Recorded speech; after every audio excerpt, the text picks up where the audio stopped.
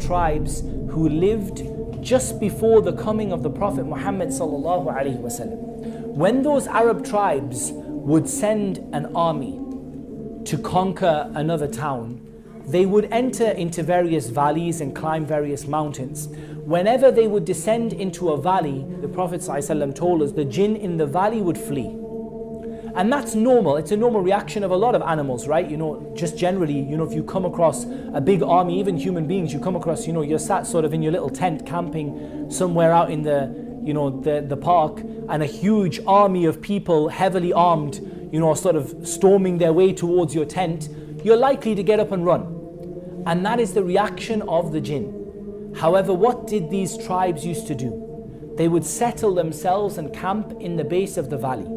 And then they would raise up their hands and they would start to call and supplicate to the jinn. And this is something that is almost universally accepted in every culture, that there have been people in every culture, in every religion, who have worshipped the spirits, the jinn, the dead, whatever you want to call it. They have worshipped the jinn. So we see that throughout many cultures, and there are as many examples of this in Christianity and Judaism and Hinduism and Buddhism, of people who sought help and sought to call upon the spirits, call upon the jinn. So what used to happen when those jinn who had fled from the oncoming army used to hear the people calling upon them and supplicating to them and asking them for help, then they would realize that these people had a fear of them. And once they sensed that fear in you, they would attack. And what would happen is those people would be increased in their supplication, because they would think, oh, these are really great spirits, powerful beings that can do so much to us. In reality, they were running away, but when they showed a fear of them, they drew them back. And this is a very, very important point.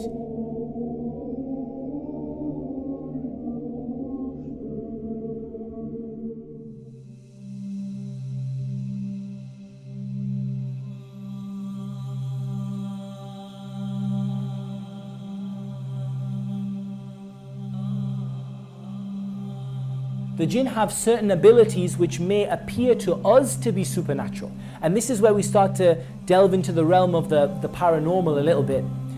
And that is that the jinn clearly have abilities that to us appear to be supernatural. And this is where you get sort of the supernatural and the paranormal, and the lights flick on and off and the doors open and the windows open, there's nobody there. The jinn do have abilities that seem to us to be supernatural. But I want to actually get you away from thinking in this way. I want you to actually stop thinking of the jinn as all-powerful, supernatural, incredible beings. At the end of the day, when you see many different animals and they have an ability that you don't have, you see the greatness of Allah and the creation of Allah, but it doesn't surprise you. When I tell you birds fly through the sky, you don't get nightmares for 3-4 days. When I tell you that fish swim to the depths of the sea, it doesn't terrify you. So you shouldn't be surprised that there is a creation from the creation of Allah that is able to do these things. Some of them are able to fly, but the birds can fly, so that's no big deal. Some of them are able to sort of take different forms, and that's something that is different for us. But again, it's simply what Allah has given them the ability to do. And we see certain animals that are able to change their color, able to change their shape to a certain degree, that are able to camouflage themselves. And again, this is something from the creation of Allah, and it makes us recognize the greatness of God and the creation of God. But it doesn't necessarily terrify us, and it doesn't make us fall into paranoia and various other things. So we should be very careful with the jinn, that when it comes to the jinn, we recognize they are simply a creation from the creation of Allah. Just like the other creation that Allah has created, they have some things that they can do that we can't do, and there are some things that we can do that they can't do. Understand that the jinn do not deserve to be feared. And as soon as you show them fear, they will take maximum advantage of the fear that you show them. As soon as you start to show them fear, they will play with you, they will pull out all the tricks. I'm talking about the windows will open, the lights will go on and off, human beings start appearing left, right and center, things start floating, knives start flying, pots and pans start going across the room.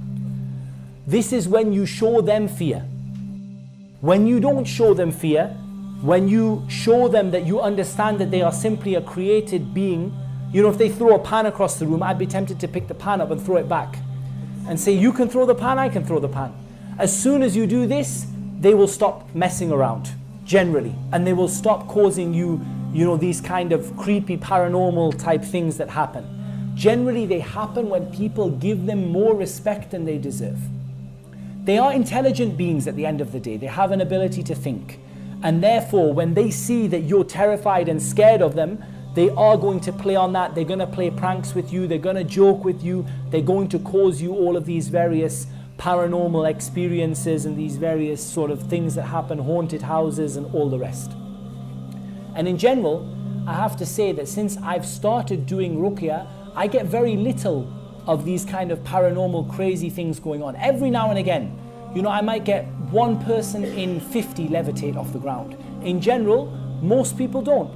But the reason is that when you don't show them that fear and you don't show them that, you know, reverence, then they don't cause you as many problems. So we want people to stop fearing the jinn as though they are these all-powerful spirits that can touch you from anywhere. Because this is going to take a person outside of Islam. When you fear them like God deserves to be feared, like Allah deserves to be feared, then you're going to end up leaving Islam. You're going to end up making a partner with Allah.